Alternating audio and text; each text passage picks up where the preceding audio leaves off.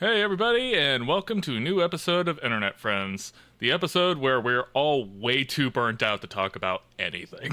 I'm hungover. You guys texted me really early this morning, and by really early, I mean 8:30. And I was like, what is going on? See, I try to figure out your guys' sleep schedules based on how you respond to my TikTok or Instagram messages. It's just like, okay, Bree's up normally pretty early because she'll. Yes, I'm an early bird. It's because she'll respond to the stuff I send her in the middle of the night, at 7:30, and then Seth, like you, it's just like, okay, I don't expect to hear back to him until 2 p.m. tomorrow. It's fine. Accurate. I have insomnia. How dare you? I'm aware. I remember. It's right. Oh yeah. So yeah, been quite a long couple of weeks. I think I know on mine and Bree's end, work has basically just been trying to kill us, literally. Yep. I live there. Yeah. This is just where I have a bed sometimes. Yeah, exactly. No, I shot a funeral yesterday, so that was weird. Okay. Yeah. It's not a typical gig I think a lot of photographers get. That's not usually something you want to remember. No, and it was for video specifically, but even then, I explained to them when they contacted me. I was just like, I'm gonna be honest with you. Don't typically get asked to shoot a lot of funerals, and there might be some challenges and things, but Was it a themed funeral? Did they have those black cat cutouts that you find at Halloween? The person was from Elvis Ghana. there? No, Elvis was not there. The guy was from Ghana, and they have a certain kind of funeral culture kind of style. Right. To it. There was over 200 people there. They couldn't even fit everybody into the chapel where they were doing the ceremony. So it was a whole thing. But I was just like, all right, well, here's my rates. If you want to move forward with this, If you pay me, I'll show up. yeah, that's. Well, they haven't even paid me yet, but I did show up. Whether or not they get any footage back is dependent on if they pay me or not. Oh, don't you love that? Yeah. I mean, I'm being respectful in that, they had enough stuff going on. Mm-hmm. Being a funeral and whatnot, I'm not trying to, I understand, there's a lot of moving parts to this. But, it's just, don't expect me to give you anything until after. More than fair. There's something in my bank account. Yeah. But, yeah, we actually moved our film schedule a day because of Bree's work thing, and I'm kind of just like, oh, thank God, because when I was done shooting, I was just like, I need to go home and take a nap. Absolutely. You guys would have kind of shell of a man if we had filmed yesterday. Well, a little more of a shell than you usually are. Right, carved out, bone marrow and all. You're like one of those canoes they just found. Yeah, exactly. So, anyways, okay, did you guys see that? Sorry, they found canoes in America that date back to the time of Stonehenge. Oh, that's pretty fucking cool. Yeah. It's there was people here long before anybody else showed up or something. I don't know. I think no one was here until those boats got here. Mm. Yeah, I'm talking about Pretty sure. Leif Erikson, not Columbus. Oh Erikson yeah, I know. was first. We know which white culture got here first.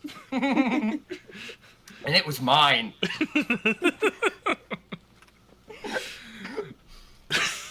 Anyways. Lord. Off to a roaring start. Yeah, exactly. Again, going back to the theme, we are really burnt out, guys. Yes, Yeah. we are so much so. Yeah. But Seth needs his therapy session, so we make the sacrifices. Especially this week. Speaking of therapy sessions, I made everybody play Breath of the Wild. Yes. As our homework assignment. So, Breath of the Wild, I believe, came out in 2017. Is the year that came out? Yeah. Yeah, it was a launch title for the Switch, but it also came out on the previous console. And so, I'm a big Zelda fan. I grew up with Legend of Zelda, especially growing up a Nintendo kid. And I have a lot of thoughts about it, but I'm going to go ahead and start by asking, how far did you guys get? I got to the lion centaur with the electric arrows. Oh, so the Lionel. Got it. Yeah. I don't know how long that is. I played for probably 10, 15 hours, and that's as far as I got. It depends on what you decide to do first, because you could. Again, that'll be another thing we discuss later. But like, Brie, I know you've been busy, so how was it for you? Part of the reason I had to move this podcast because I was like, I do not have time to play this game, and also, where is my Switch? No one knows, so I had to locate my Switch. I then had to charge my Switch, make sure I could still hold a charge. Lots of prep work for this. I'm so glad it wasn't just me, because I've had multiple issues with my Switch since giving this homework assignment. Starting with the fact that it is overheating when it's on dock TV mode. Ooh. But when I use the aftermarket dock that my sister gave me, it doesn't overheat because it's not encased in like the plastic dock piece. Also, my Joy-Con stopped working, so I couldn't play handheld. And so I went to go get new Joy-Cons, and why the fuck are Joy-Cons $80? I don't know. It's because it's Nintendo. I said I don't know, but I do. But yes, we all know. These are the shittiest, cheapest fucking controllers ever on the market. Mm-hmm. You didn't even go with like a special color. And these are my old broken ones. Like, they don't even turn on. Like, they started getting drift a while back, and like I didn't care enough to get it fixed. But like now they just straight up don't work. And so I straight up bought like, and then my Switch is over here, like these big Chungus aftermarket ones. Oh, wow. Nice. That are like really huge and everything, but like they fit better ergonomically. The joysticks and controls are better, and it was half the cost of the Joy-Cons. It looks like a Steam Deck. Kind of.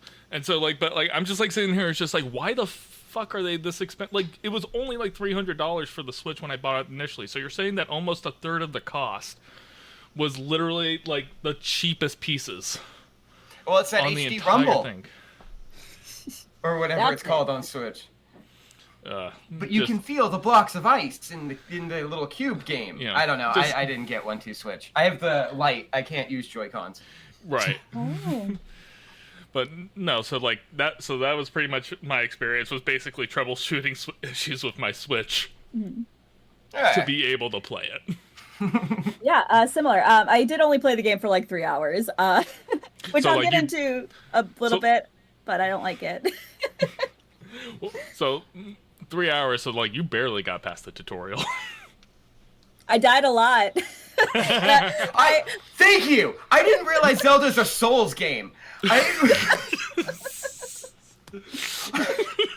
There were so many times I'm like, all right, good, I've got enough. I've got maxed out on weapons, maxed out on potions, go into a fight, hit one-shot it, and I'm dead. What the fuck? I fell off of things a lot because I thought that's where, like, I was like, oh, okay, I just need to go this way, and I was like, oh just kidding. I kept getting frustrating because I was like, I think I need to climb to get to where I need to go, and then right as I would get to a wall, it would start raining. Yep. 100% that. That torch mission where you gotta light all the torches in the town, it rained for 2 days straight in game while I was waiting to do that mission. Yeah, no. that is honestly the worst. Like I understand why it's there, but the weather system definitely fucks you so often in that game. And it's always the moment it's just like, oh, I'm just gonna scale this cliff here, and like as soon as you go, it's just like, actually it's gonna rain, and you're not go. And I'm falling. That's basically just my bathroom break. I'm just like, all right, I'm just gonna go do other stuff while I let time pass by. Hopefully a blood moon doesn't go off in the meantime. Oh, riveting gameplay. Letting it sit there while you do something else. Yeah. They did try to do a quality of life improvement in Tears of the Kingdom, which I will rant about later. But but yeah, no, there's definitely a lot of things. And so it's good to hear that you guys both experienced the like difficulty of this game at the beginning, because that is definitely like first experience playing the game is just like, you know, you're used to like, oh, you know, just like progression of difficulty is like, no, like you are screwed at the beginning of the game. You do not have enough health to fight anything. You do not have any resources available to you. And as you progress through the game, it gets easier and you start learning the mechanics. But like starting off, it's just like you actually have to learn. It's like actually you should be avoiding fighting anything at the beginning of the game. Yep. Yeah, You should be. I found that. Like, It's like, towards you need the to end be of my playthrough, I was just like stealthy going around everything I could. You have to. Exactly. Like it's just like one of those things where it's just like the game, and like it's different now for me because like when you have played, because this is I think my like for my fourth playthrough of the game. Okay. So like I know exactly mechanically how everything works, and so I'm just like, oh, okay, I know exactly like the timings for all the enemies. I know like where like certain spots are. Like certain groups of bad guys will be set up in a certain way. It's just like, okay, so if I throw this exploding barrel from this point here, it lands and it'll basically take out all of them except for their archer, and then I can just like one shot the archer. But like again, it doesn't tell you exactly how to do those things. You have to kind of just figure that out. No Similar to like hand-holding at all. like you said, Seth. Like it's almost a Souls-like. It is. And like, and I was finding myself questioning, like, because it's so open world, I was like, am I even supposed to be over here yet, or do I need to go somewhere else and level up for a minute? And then no, that's where I'm supposed to be. Yeah. Yeah, and like it's the weird thing because like when this game came out, I was like very hesitant to actually even play it because it's just like as somebody who loves Dogs. the Zelda franchise, Fox. As somebody who loves the Zelda franchise, it being open world, having an inventory management system, you know, basically all of your items are going to break eventually, so like nothing is like permanent or anything like that, and like it being just more or less like no hand holding whatsoever. It's just throwing you in and playing. Like I thought I was going to hate this game, but somehow it's also like one of my favorite games I've played in like 2 decades. Huh. And so the experience is just like kind of weird. It's like weird because like it takes all the elements in games that I don't like and somehow made me like them. And Interesting. Then I go and try and play those open world games, and I'm just kind of like, this sucks. I hate this. I don't want to do it. So it's like I don't know how they got the right mix of everything for it to work. And I think it's mostly just because like they do a good job of spacing everything out to where it's just like, okay, I got to get from this point to this point, and the things that I run into like are there, and I do them, but they don't take me so off course from where I'm trying to go. And I'm still getting to experience things as I go. And like if you want to get super into lore, you can get into lore. If you just want to like try and fight harder enemies, you can do that. Or if you're trying to just like speed through the story, you can do that. But it's done Straight to Ganon, very right fast. away. Yeah. Yeah. I mean, you can technically do that. You can go straight to the castle. I don't recommend it, but there's like somebody on the internet somewhere who has done it, who has straight up done the like, I'm just gonna go straight to Hyrule Castle, I'm going to do the whole thing and then beat the game without having experienced anything else. Only 3 hearts and a little bit of extra stamina, and that's it. And your panties, and you're good to go. So, Yeah. Yeah. beautiful. So, Seth, as the person who has actually made some progress in the game at this point, do you think you're going to keep playing it, or do you think that you're just kind of like, I'm done? I'm done. I think that's fair. Yeah, I'm like, yeah, but I got so frustrated playing this. I didn't like it. I'm sorry. No, that's fine. Totally fine. But yeah, it was. This is the most frustrated I've been playing a video game in a long time. And it's just, but I get that, like, I'm the problem. Like, well, yeah, exactly. I mean, there's a whole culture now in gaming where, like, you use the Dark Souls comparison, right? Like, the Souls-like thing. I'm not a Souls-like person. I do, like, the idea of having a game that is objectively hard for the sake of being hard, like, just is like, no. I want a game that, like, I feel like as soon as I know what I'm doing, I can just progress through it and not have it just be like, you're just going to get your ass kicked for like 30 plus hours and you're going to like it. Like, it's just like, that's not what I typically like. But I think the difference is there is a point in Breath of the Wild that you get to where you go from everything is way too hard to you are now super OP. okay. And so once you get to the point where you're super OP, that's when it like starts to open up a lot more. If you play the first 10 hours, then it gets good. Yeah, exactly. And that's a hard sell for people. And like That is.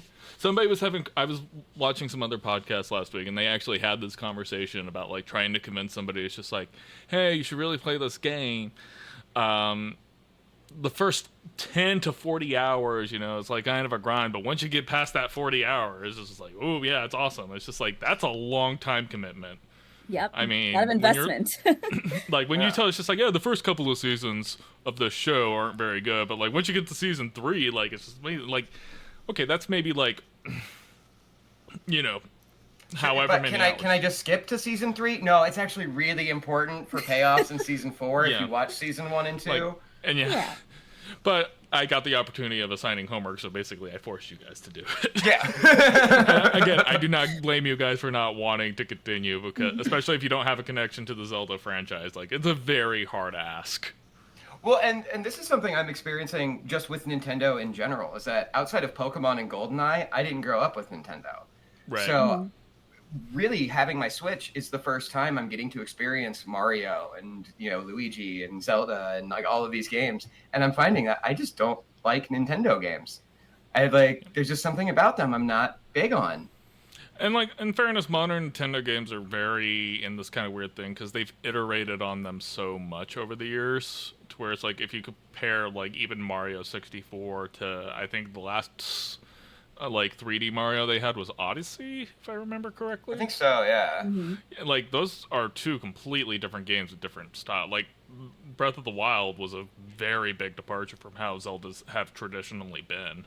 Oh, okay. But like, yeah, just like that entire like kind of changeover is just like, they're dipping into more modern style of games, and some people don't necessarily like modern games. We talked about this the other day or last week with BioShock. BioShock's a very linear story. Like it starts, it goes, and you basically just kind of follow along the path. Yeah, there's certain like kind of things you can explore, but it's very on rails. It's a very linear experience. You play for about 12 hours and you're done.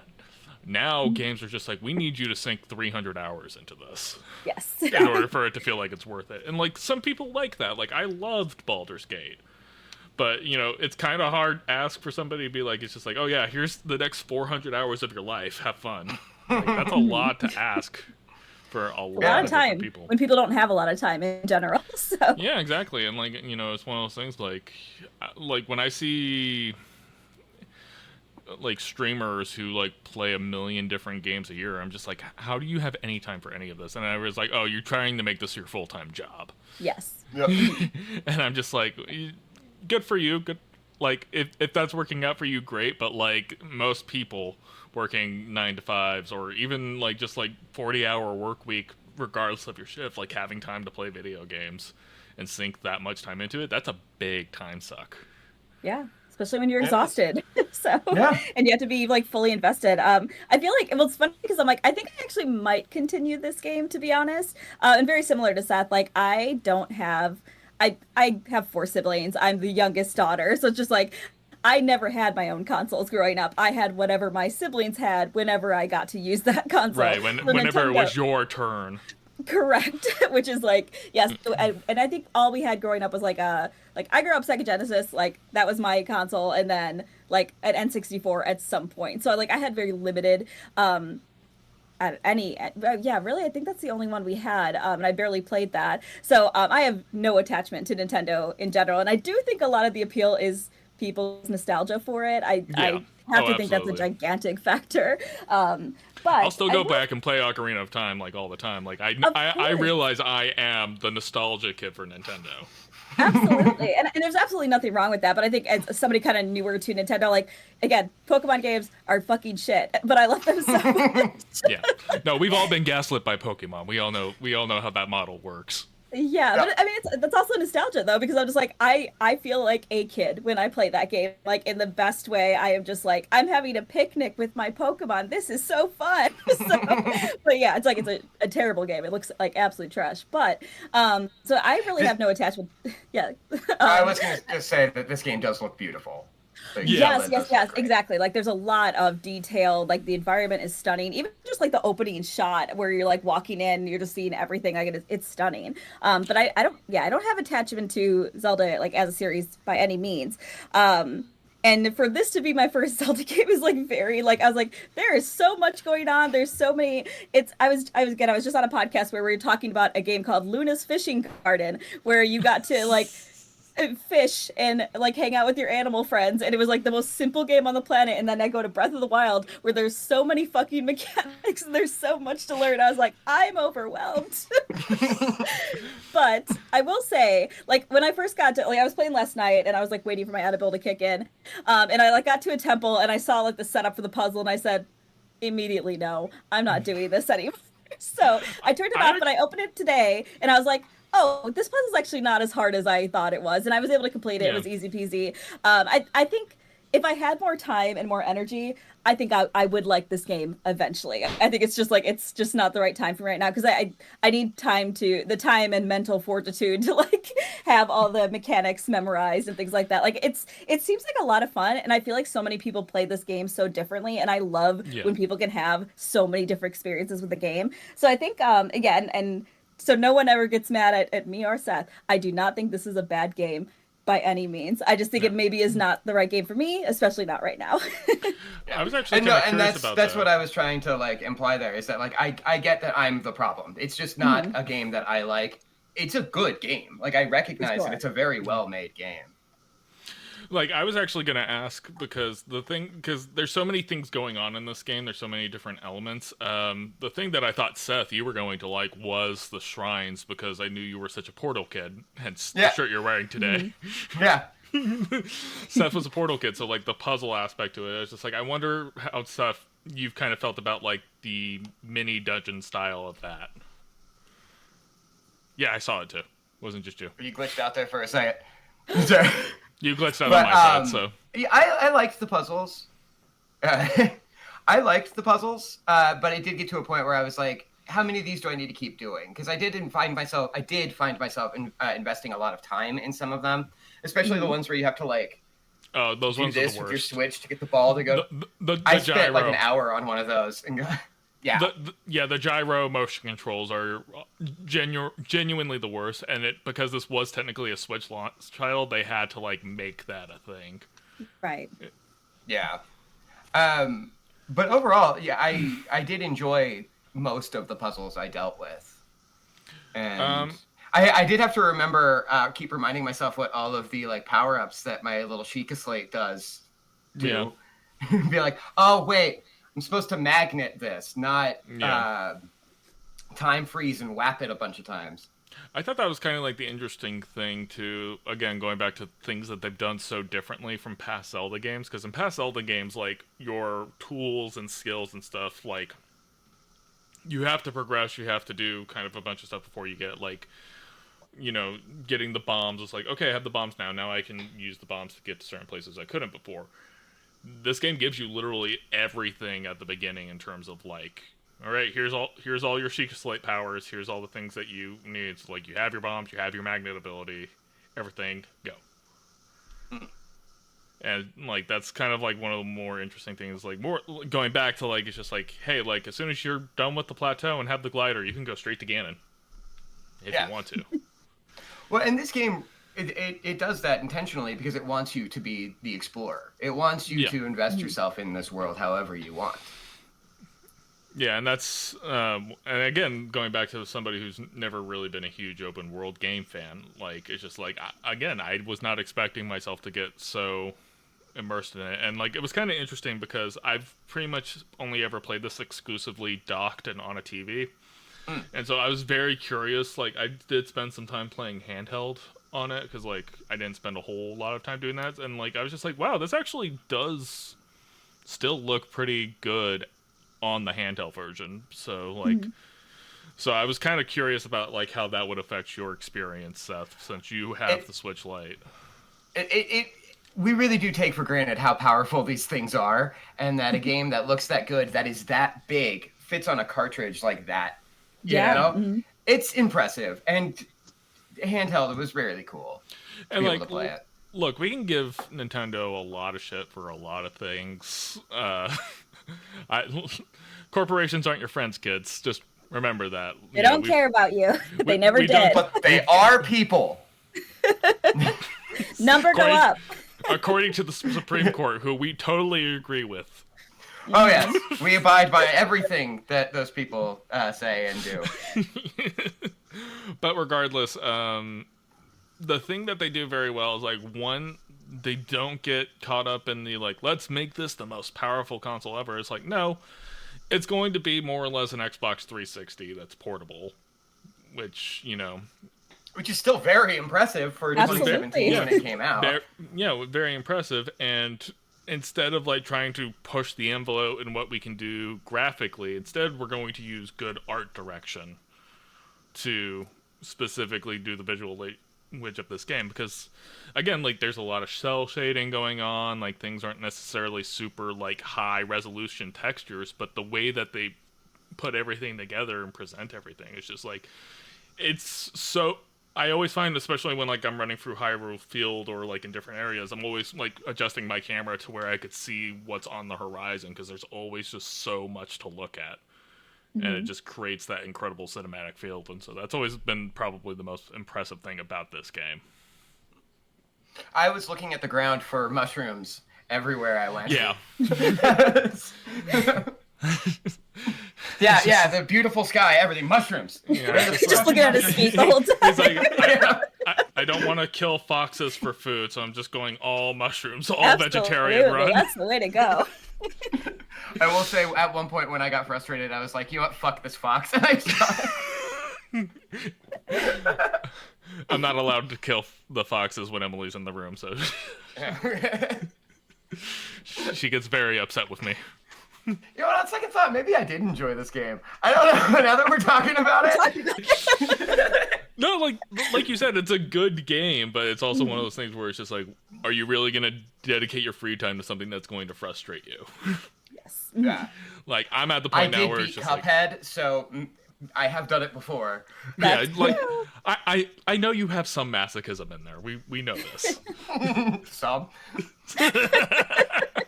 Let's unpack that today on today's episode. So in today's episode, Seth, so why do you love to hurt yourself? Because I feel, I can't really feel much of anything else anymore. So, kind of an interesting thing I want to piggyback off of this, though. Nintendo has announced, quote unquote, that the Switch 2, quote unquote, I don't think that's their words. Probably not. They've never used 2 before in their life. No, it is on the horizon. So my question is, what do we think the Switch, the follow-up to the Switch is going to be? I mean, it's probably a pretty safe bet if they're going to keep the, like, portable and docked thing, that it's just going to be a more powerful version of what we already have, and it's going to be like a PlayStation 4 in a portable console. Yeah, the only thing that, like, makes me nod my head is, like, Nintendo's always been approaching, or at least since, I want to say, the Wii, has always, like, consistently just been like, we need to add some level of novelty every single time. Yeah, that is true. Because they went but from the Wii U was such a bad thing for them. That's why I wonder if they would want to keep it just super safe for this next one. Yeah, but that's like going a really good point. Going from the Wii to the Wii U, like, more or less they kind of like, basically the Wii U was basically, I think, the middle iteration of the Switch, because you got the like handheld thing that you technically could use, and they were trying to make it also like a 3DS. Where, like, you have your TV as your top screen, and then your, like, tablet screen was just, like, inventory management or touch controls or whatever else. Yeah. So, the Switch ended up, blowing up in the way that it was. I honestly do think, like, the smart direction would just be, like, take the Switch, make it more powerful, make the screen higher resolution, and maybe don't make the Joy-Cons shit. That'd be nice.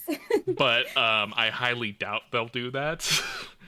Because, yeah, just like... But the main thing is, like, Nintendo has to hit, like, a specific price point, because they are supplemental consoles. Like, they're more... Because they are more or less expecting you to already have a PS5 or a PC or an Xbox, and, like, basically it's just like, okay, here's, like, a $350 thing that runs Nintendo games, Mm-hmm. and it's also portable, and so like it's like kind of supplements to like your other gaming habits that you might have. And so I don't know how necessarily they make a more powerful version of the Switch without hitting that price point, especially with how inflation's been lately. Oh yeah. Well, maybe they'll get rid of the infrared light at the bottom of one of the Joy-Cons. Maybe that'll get that price down. Honestly, like, just make me feel like paying $80 for it is worth it. You know, maybe just better joysticks or something. I'd be happy with that. You know, I won't just buy like, it, but Yeah. I'll carry it. I'm really glad they made these changes. I'm not going to buy it, but I'm glad they changed these things. but I mean, that's also the annoying thing, though, is that like why are aftermarket accessories for this better than like the actual stuff that ships? Mm-hmm. Like that. Like, why are the dongles that other companies make better than the ones Apple makes? well, because it's Apple. True. Pretty true. You know. but like that because it used to be like buying a third party controller. Like it's just like, this is the crappy controller I bring my you my get Mad friend who Catz. comes over. Yeah, it's like, yeah, you get Mad Catz. Now I'm just kind of like, I have a Gully kit as my console controller for when it's docked, and like that has Hall effects joystick, so it doesn't get stick drift. The triggers are better, the buttons are better. It's a better quality controller, and it's cheaper than the Joy-Cons. Yeah. Fucked up. Just, I don't understand it. Well, I do understand it, you know, margins, but Number go up. That's all they care about. Number I go go up. up.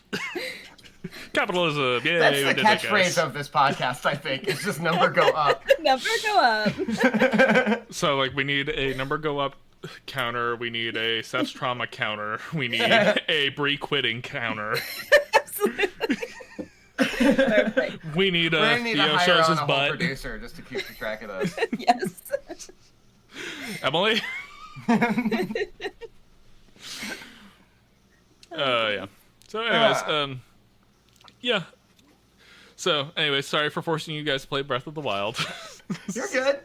You're good. Yeah, it's been on my list for forever. Like I liked having a reason to play it, and again, I definitely want to play it in the future, just not when I'm working Yeah, 92 hours a pay period. So you want to be able to play it when it's not a homework assignment. Trust me, I get that. yes.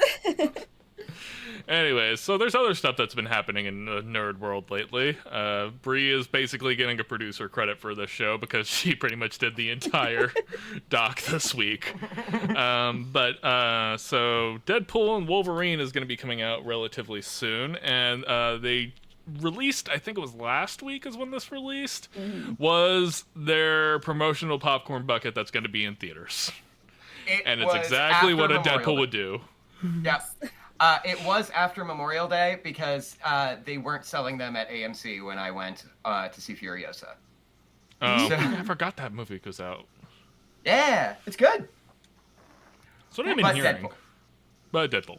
So who are you gonna fuck the bucket though? Oh yeah, absolutely. It's a Why big else hole. get it? It's a big hole. I get it. Well, they saw the complaints with the Dune one.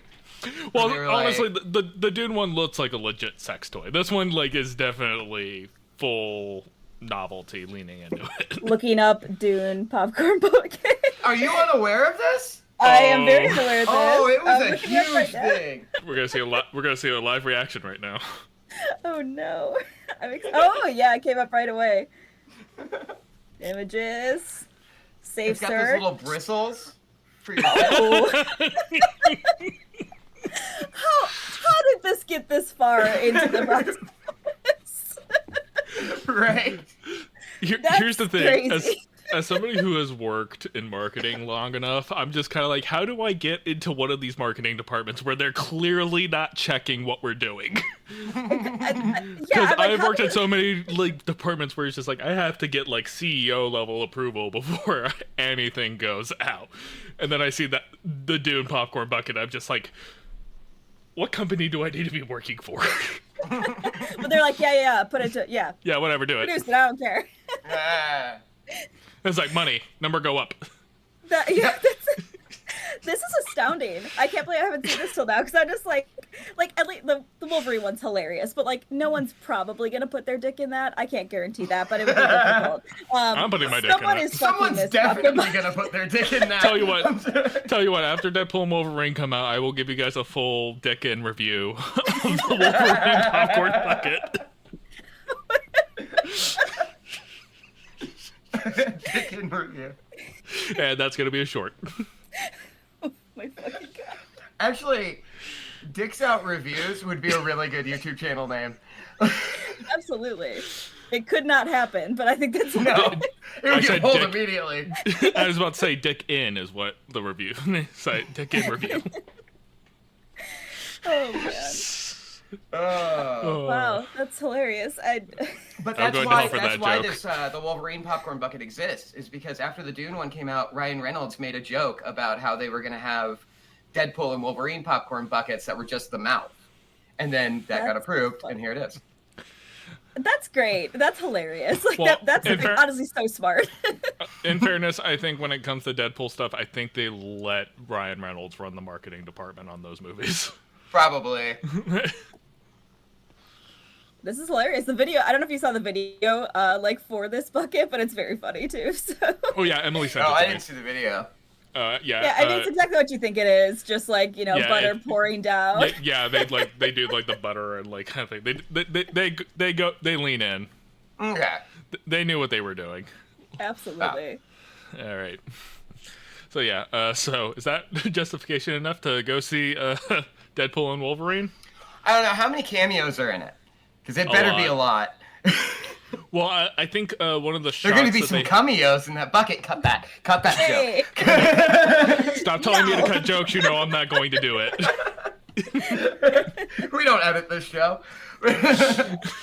But no, like one of the shots in the trailer, they showed like people standing around like a dead Ant-Man when you know, he's in giant form, and like it's just like that's Lady Deathstrike, that's Toad, that's whoever, and they're all like their original like designs from the movies that they were in the X-Men universe. So there's going to be a lot of cameos, I'm sure. Okay. So I haven't Fun. seen any of the movies, to be honest with you. Are they good? I like if the you're first if you're a Deadpool fan, yes. If you're not really a Deadpool fan, that's kind of your call. I think that applies more to the second one, because the first one functions more as a hard parody of the genre. Yeah, but that's kind of like what the essence of Deadpool originally was. True. Now it's like, you know, Ryan Reynolds self-aware humor stuff, which is also all well and good. But yeah, I agree. The second movie is definitely more like, if you were not like a 90s comic book fan, like maybe skip it. Mm-hmm. But yeah, if you're a fan of Deadpool and how they approach the genre and parody and, you know, fourth wall breaking self-awareness and also being a little on the raunchier side, then yeah, sure. They also can be very violent, and that plays a factor too. Okay, good to know. So yeah, Maybe. so I'll see it, and I will, you know, have a review of the bucket once it's time. I actually did like go around looking for like what commemorative buckets are out right now, and was very disappointed that the Deadpool ones weren't there. Oh. This actually kind of leads to our next topic. Brie also included this in, and it's talking about Pixar. President wants to stop having full-length movies go straight to Disney Plus and have it just be shorts and series. And I think a big part of this is that, let's be fair, the theater-going experience is not what it was pre-COVID. No. And I think that's a very big issue kind of in the entertainment industry right now. It's much more expensive. Yeah. And you have to really choose what movies you go see now. Mm-hmm. Yeah. I got a hot dog. It was like $12 for a shitty God. gas station hot dog. Yeah, no. But no, like, it is kind of one of the things, because obviously COVID screwed up, you know, a lot of stuff going on in the movie, and, like, a lot of companies started moving. It's just like, all right, we're just going to put everything day one on streaming, so that way we can at least start putting these stuff out. And then as time went on, they were just like, okay, well, now we're not getting that initial influx of money from things going to box office right away. And, you know, it's just like part of the problem with these streaming platforms. Well, and you're not getting that second life on DVD. Yeah, you're not even getting... if a movie didn't do well, you could make that money back still. And, you know, like, obviously during COVID, their thoughts were, it's just like, okay, but if we could start getting people in on the streaming service, we'll at least have revenue coming in the short term. But now they're dealing with the Netflix problem where it's just like, okay, everybody's already here. And so, like, even if we have a successful show, if those people already had Netflix previously, we didn't technically make any more money that we could have. Like, movies going to the theater first is like the big influx of money that you need to get. But even now, like, theaters have gotten smaller. Me and my wife went to the Ministry of Ungentlemanly Warfare a few weeks back, the Guy Ritchie film with Henry Cavill in it. Yeah, it's good. It's fun. I love the real life story. Yeah, it's a fun movie. The pacing's a little off in the second act, but like for the most part. Did they keep the quote in where Roald Dahl is like, "You got to call me back to the U.S. This woman keeps fucking me from one end of the room to the other. I can't keep sleeping with this woman." No, they did not do that. They didn't keep that in? Okay, so Roald Dahl, his job in the Ministry of Ungentlemanly Conduct was to come to America and have influence over senators and try and get separationists into World War II by sleeping with their wives and convincing the wife to talk to the senator for them. Wow. And he was like, yeah, Roald Dahl, BFG looking motherfucker, is doing this. But at one point he called and he's like, you got to get me back. This one woman will not leave me alone. No, this film focuses on their one operation that they had basically off the coast of Africa, where basically they were cutting off the supply to the U-boats that were basically blocking the entire Atlantic, so that once the U-boats... So a very serious mission is what they did for this one, not the silly stuff I know about. Yeah, they definitely went silly with it, and like it was definitely like a movie. I think the pitch to Henry Cavill was like, hey, how would you feel about doing a movie where basically you just mow down Nazis with a machine gun, and you don't have to be the eye candy, because we have Alan Ritchson, who are going to have to do all like the physical, like hand-to-hand fighting stuff and showing off all his muscles, so you don't have to like do any heavy lifting. He's just like, all right, I'm in. Let's go. And of course, like, Henry Cavill and Guy Ritchie both just really want to be making Bond movies, and they won't let them, so this is the closest they can get. Well, that whole ministry was the basis for the original Bond novels. Yeah, no, it was. I believe, like, even, who was the original author? Doyle? No. Fuck, what is his name? But the original author for, like, the James Bond novels, like, he was part of this whole thing. And, yeah, he was. Yeah, and, like, a lot of inspiration came from this, and, like, basically it was the start. It's a fun movie. I'm not saying it's a masterpiece, but it's a fun movie to watch. Yeah, Ian Fleming, that's it. Yeah, he was a part of that. And so, it was opening weekend. It was being shown in the smallest theater room they had, and, like, we only had, like, maybe 2 rows of people total in the theater watching it. For Furiosa, I went on Memorial Day to an IMAX screening, and it wasn't full. Yeah. Of course. And, like, it used to be where it's just, like, if it's opening weekend for anything that has any level of hype behind it, that's gonna, like, theaters are gonna sell out, but that just doesn't happen anymore. No. And to bring it back to Pixar specifically, Disney does have a history of completely fucking over this studio. Yes. Like, they force them to make bad sequels, and then they put everything on streaming service to a point where, like, you can't differentiate between the new Pixar movie and just a regular animated thing. Yeah. And, like, I don't like how they've treated Pixar. No. It's definitely been rough, at least especially in the last decade or so. And you're right, like, now differentiating, like, the Disney animation from the Pixar animations is, like, they're almost indistinguishable. And just, like, yeah, it seems like a lot of creativity has been sucked out of Pixar at this point. And, you know, obviously they've had plenty of shakeups. They had that one person who's been there forever who got, you know, canceled, rightfully so. But, like, just, like, one of those things where it's just, like, oof. Not having a good go of it. Yeah, I was gonna, I feel More like this. more popcorn buckets. That's what we need. Yes, exactly. More- That's the problem. More sex I toys should is be what we need. I should be ripping Wally's head off to get at some delicious popcorn. Oh, Wally. No. I tried to watch Wally literally after finishing The Dark Knight. Like Oh, really? me and my sister were trying to theater hop and trying to go from watching The Dark Knight to try and go watch Wally. It was just like, my headspace is not in this. I'm leaving. It's a very slow movie. It's a great movie, but slow. I was gonna say, I feel like this makes the most sense because I'm just like, I feel like in this late stage capitalism hellscape that we live in, I don't think I could usually regularly, and I think most people can justify the price of going to the movies because already the ticket price is pretty high, and then if you want any snacks, which of course you do because that's like part of the experience, like that's anywhere from like probably like $30 to like $50 for like a single, and that's not even, it's not a meal, so you have to do something else afterwards. Yeah. Like that's a pretty expensive evening, especially if you have kids, or if you're going with a group of people. That's a lot of money up front.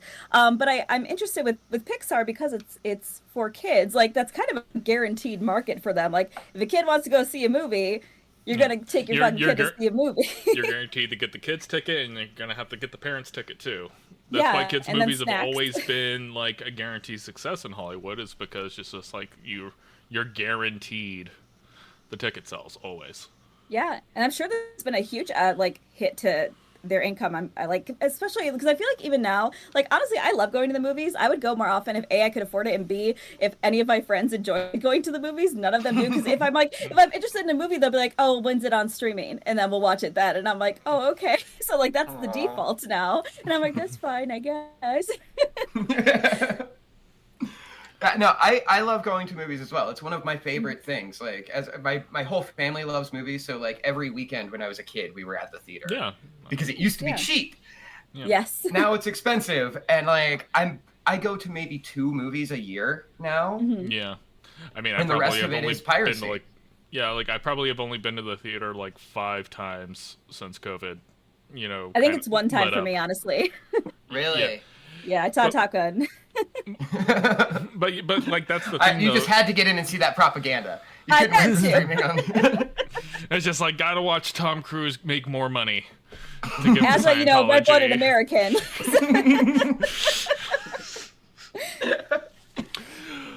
But like I think the fact that it's getting more expensive and the overall experience of going to the theater is diminishing because it's like part of going to go see Marvel movies. What's the fact that it's just like, dude, you're guaranteed to have a full theater and it's going to be a fun crowd. Yeah.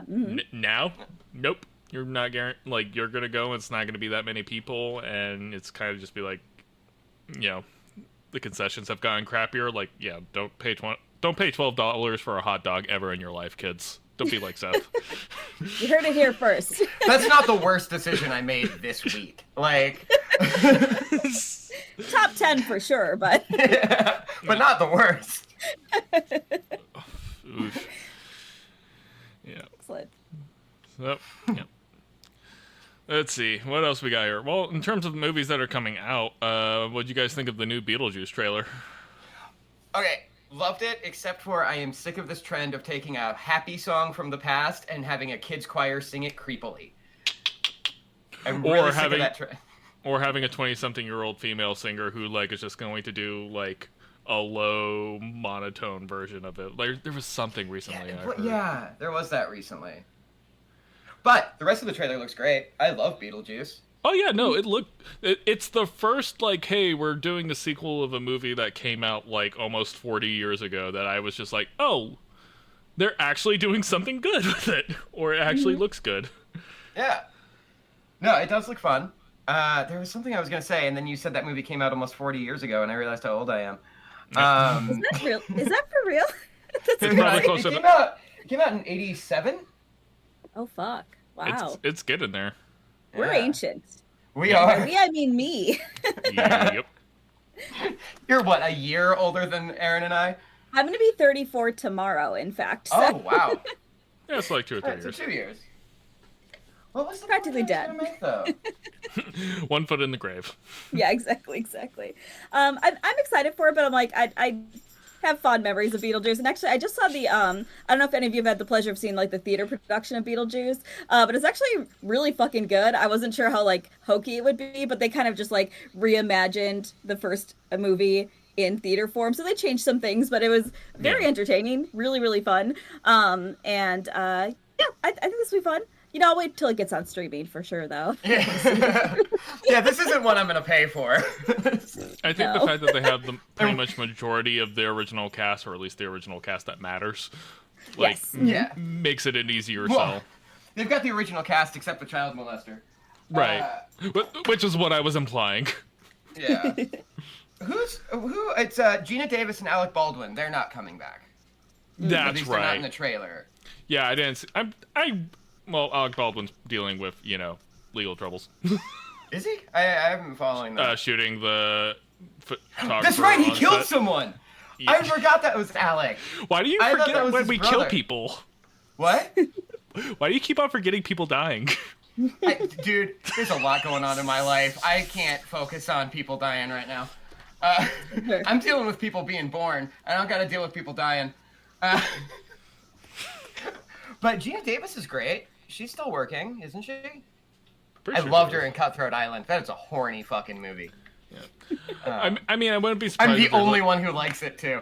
I No wouldn't be one surprised. likes I think you are. I think there's potential for a cameo, and obviously, like, if they are keeping it hush hush until you actually see the movie, I'm okay with that, because trailers have been very bad at basically like, here's the entire movie for the most part. Decide if you want to see the other 2 hours, which is just the same thing. Yeah.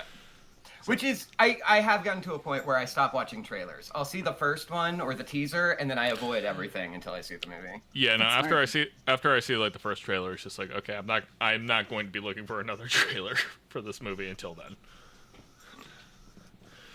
Oy. Which has also made me forget that movies come out. So I'll be Absolutely. Yeah. oh, that's out now? Oh, shit. Oh, okay. Yeah. It's been out for 6 months? Okay. Yeah, no, that's another problem. It's is BoJack that, like, effect. yeah, well, like, that's another problem, too, with the whole thing. It's just, like, a new whatever film comes out, and you're just like, oh, they're still making those? What's happening? They're still making movies? Huh.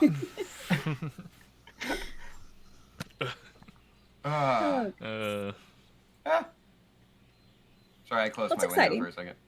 Yeah. It's weird seeing Winona Ryder just be the exact character she played when she was like 15. Like all the mannerisms and everything the same. Yep. It's a bit odd. I mean, it's Winona Ryder. Like, she kind of...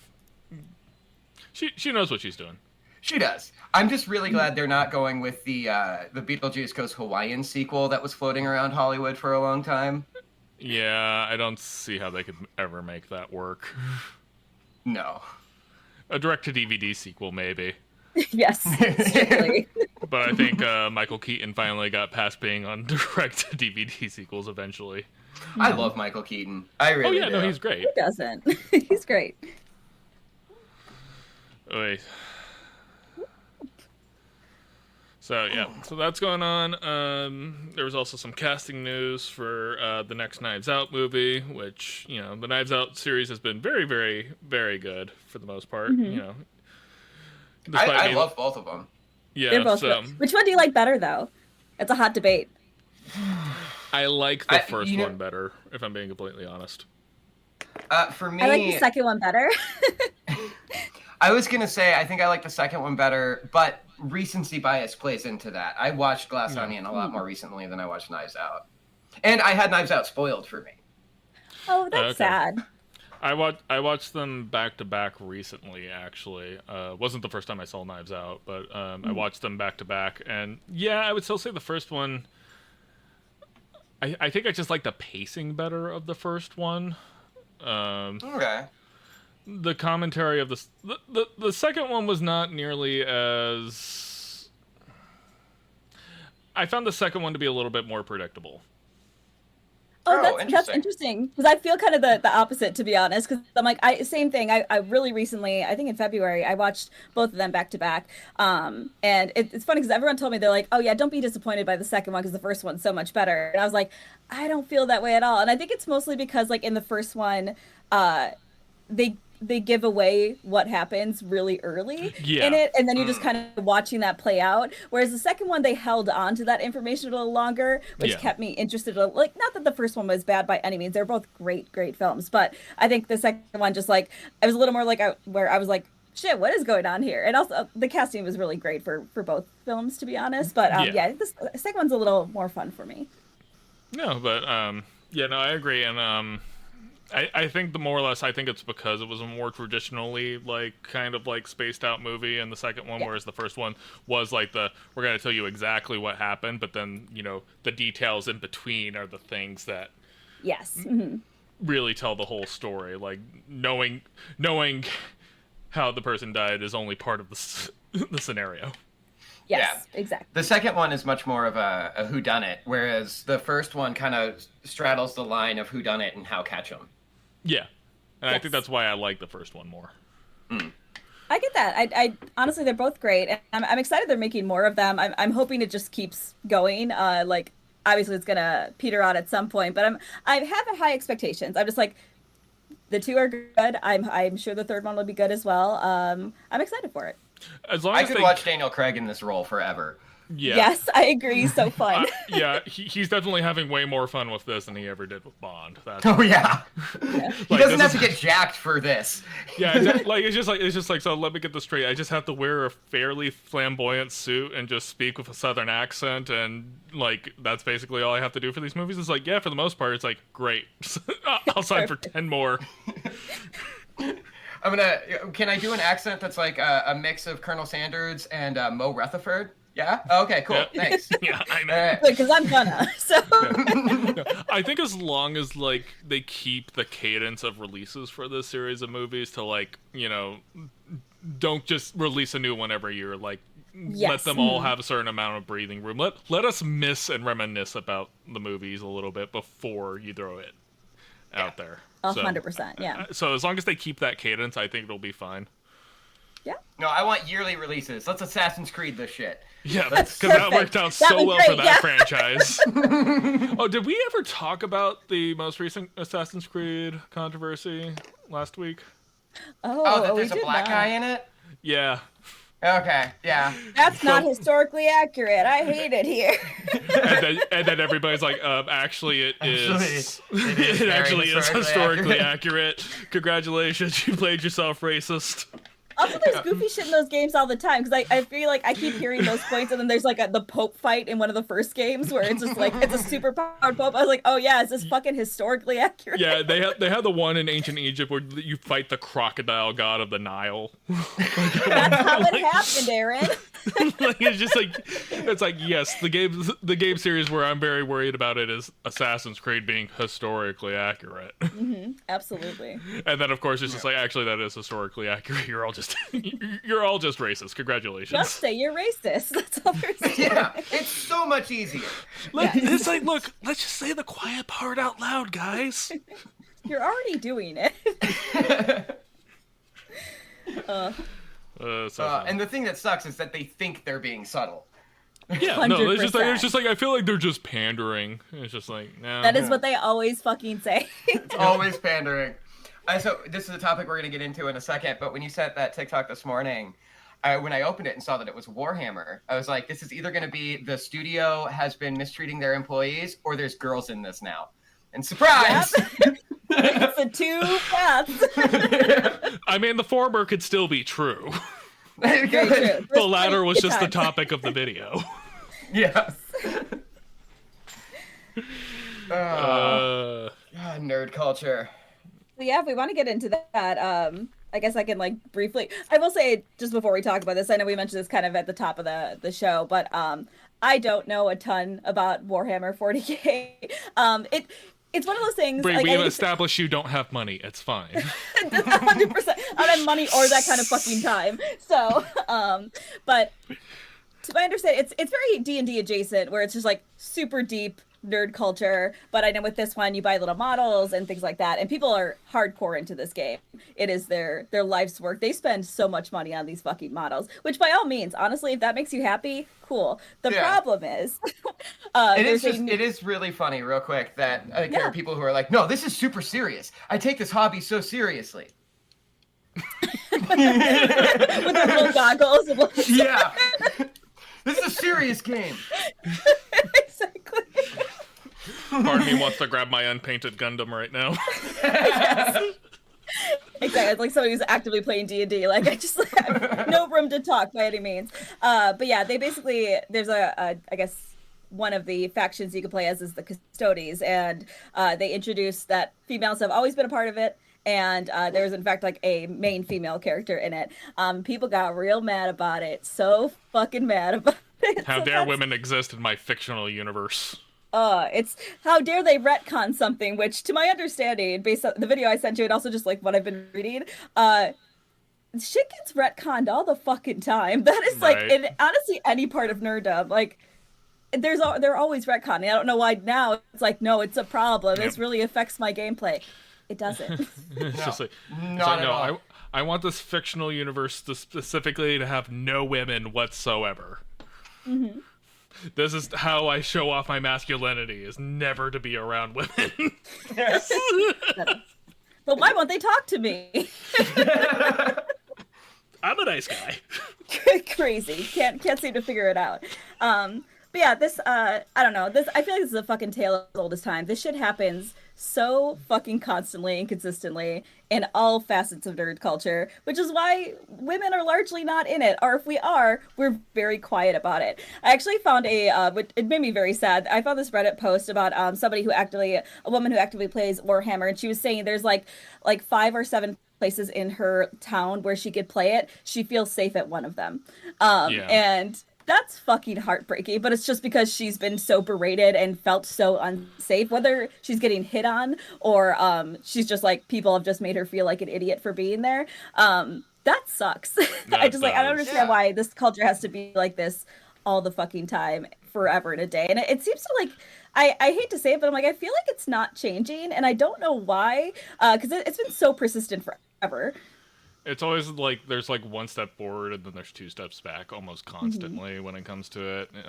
You know, we talked about it like months ago on the show where we talked about like comic book shops and like how like, you know, a lot of them are dying and there's less and less of those spaces, and like that's only going to help contribute, Brie, to like your problem where it's just like, if she's actually able to find a place where she's comfortable actually being able to engage with this activity, if that one place shuts down, like, where is she going to turn to? Because everybody's going to have to flock to the places where there is toxicity.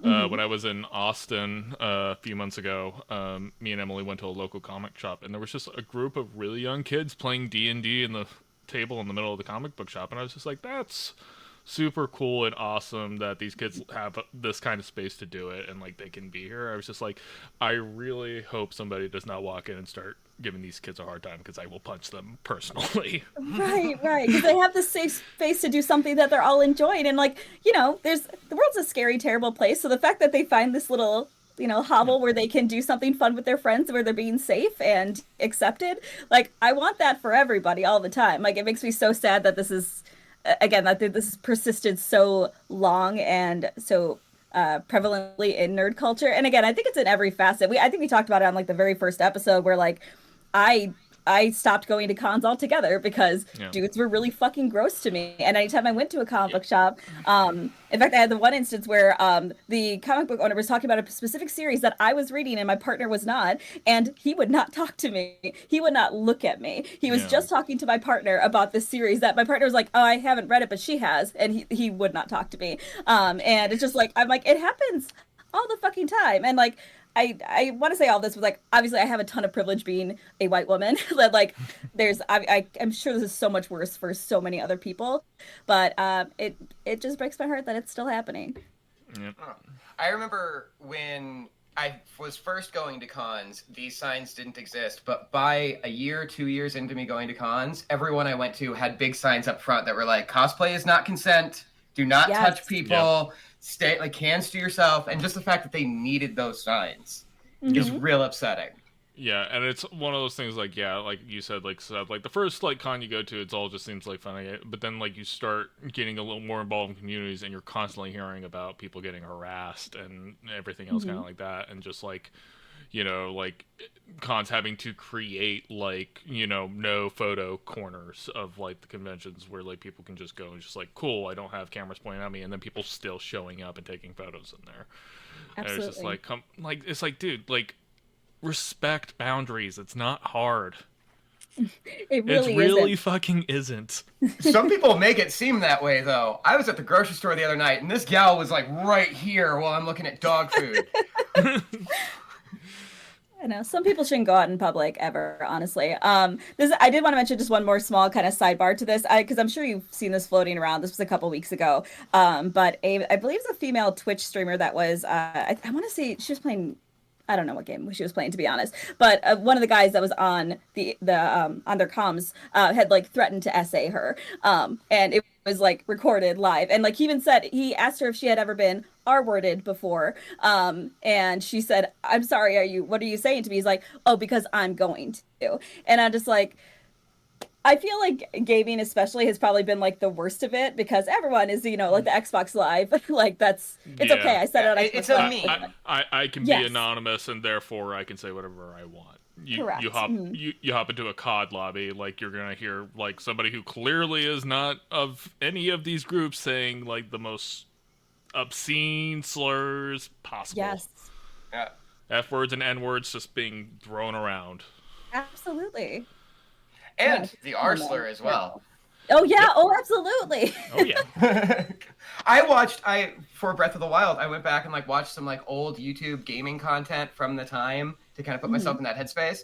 I forgot how okay we were with the R slur in like 2015. Yeah. Oh my gosh. Yeah. But I can't believe people still say it. I was like, that has been cool for like at least 20, 30 years, I would say. Yeah. I don't know why everyone reverts back in a fucking Xbox Live like COD lobby. I don't understand that part of the culture and why it persists, but I guess they seem to not care. I guess that's all there is. I think it's pure anonymity and like stunted emotional growth. I really can't give any better explanation to it. And the thing is, it's just like there's only going to be more people who are younger coming in, and then they're being put into an environment where there's like, oh, it's okay for me to be doing this? Okay, I'm just going to start doing it. Mm-hmm. And it just perpetuates. It just keeps going. I don't know if either of you noticed this, but I've noticed it starting getting worse once the MAGA party started coming up and Trump was saying like the things he says. And that empowered a lot of these guys. And if anybody tells you that they shouldn't be doing that, I was like, oh, you're just woke. Yeah, 100%. You got that woke mind virus, you soy boy cuck. No one says soy boy anymore. But like, there's those dog whistles where as soon as I hear somebody like use any of those in a conversation, it's like I've already stopped giving a shit about your opinion. Dude, and some of them, I'll be like, I'll put on a video essay, and then all of a sudden be like, hold up, nope, okay, that was weird the way you phrased that. Okay. Like, do you guys remember the TikTok audio that was like going around? It was like showing different pieces of media. It was just like, here are the things that I like, but I'm afraid to say that I like, and then here are the things that I don't like, but I don't want to tell people I don't like them because, and like all this thing. And basically, it's just like that thing where it's just like, I like Rick and Morty. I don't want to say I like Rick and Morty because you don't want to tell anybody that. Yeah. No. Like, it's one of those things where it's just kind of like, yeah, like, sometimes fans of certain things can be very toxic. And it's just like, the toxicity to it is just like, okay, it's like, do you like this thing for the reasons that are good, or do you like it because you're one of those assholes? Yeah, people still like Harry Potter for some reason, so. Yeah. Millennials.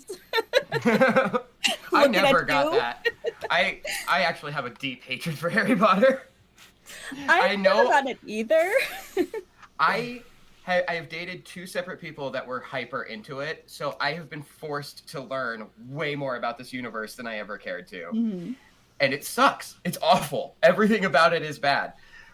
Yeah, I think especially knowing what we know now about her, like I'm just like, I feel like even if you were a casual fan, which I would like label myself as like a very casual, I literally read the first, the third, and the fifth book, and that is it, because I thought the other ones were boring and I didn't want to deal with them, and I was like adjacent to it. Like my friends kind of liked it. I saw most of the movies, I think. So very casual fan. But yeah, after her being J.K. Rowling being a fucking nightmare of a person. I was like, Just say cool. turf. We all know what you're Yeah, trying to say. a fucking turf. Yeah, exactly.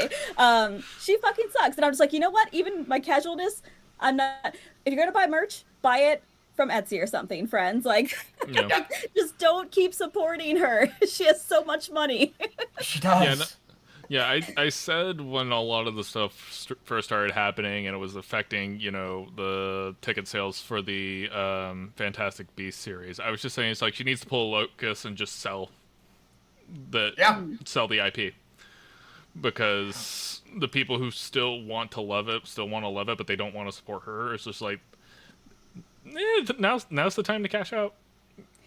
Although I think, a lot of, unfortunately, I feel like there's just so many fans that still don't seem to like, because when they don't care. Video game, like, what is it, Hogwarts Legacy, when that came out, a lot of people were still justifying, well, when I was a kid, I was like, Some no, people you're either, supporting a fucking turf. People either A, agree with her, which, or B, they don't care. 100%. Which is just as bad. They have a trans friend that bought the game, so it's fine. So, yeah, exactly. Exactly. Yeah. They're the same people that are like, my queer friend goes to Chick-fil-A, so I can eat there too. Yeah, it's fine. It's like, or you could be a better person. White women, I'm looking at you. Especially. Happy Pride Month, guys.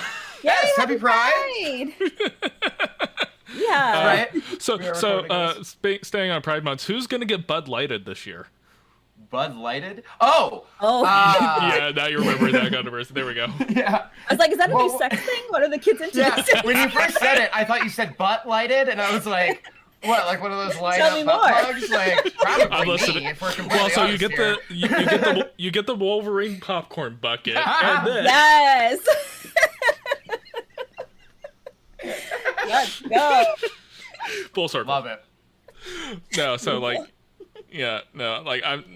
I'm definitely surprised not. that hasn't existed yet. The porn parody of Wolverine where he's got dildos for claws, like the Edward Scissorhands one where he has dildos for hands. Rule 34, but it exists. I was saying that does it? absolutely Probably. exists. There's no way it doesn't.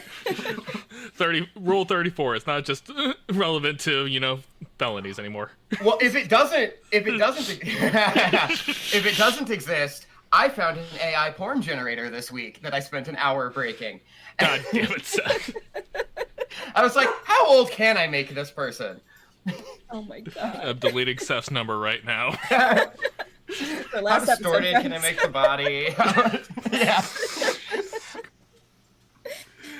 Oh my goodness. Good job, friends. Happy Pride to everyone. Yeah. Happy Pride, especially to all my tiefling friends. Yeah, well, you sent me that. Oh my god, that was fucking scathing. My favorite is that you reposted it on Instagram. That's my favorite thing. I saw that. Yeah, I was like, oh, well, yeah, Look. if your rogue tiefling found family, and I was like, all three of those are my character. As soon as I saw it, I was just like, and personally attack Brie. And It was perfect. I was like, this was made. It was made for me specifically. exactly, which is bisexual. which is why I sent it to you. That was Thank you so much. That was hilarious.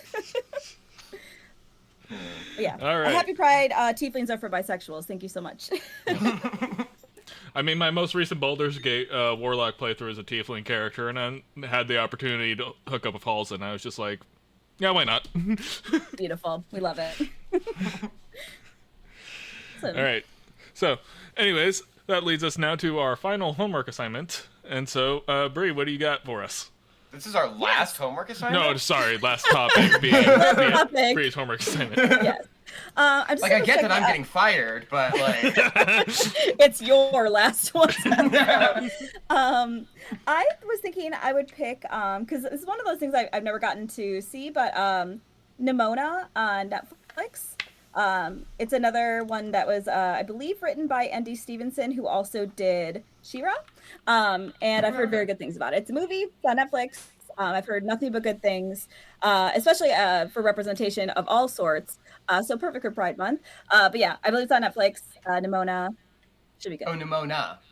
I spelled Nimona when I was little. Yeah. Oh. Nimona. Oh, thank you. I was spelling it Nemo. Duh. Oh, yeah. Cast. You Yeah, got Eugene it's been on my list for Lee forever. You got Chloe So. Grace Moritz in there. Get RuPaul in there. Yeah, I'm excited. I've heard good things. If y'all are down with that. Yeah. Yeah, of course. I love Movies are video always games, but easy. we need to break from that just because it takes Yeah. way more time. Yeah, no. That does take a lot more time. It does.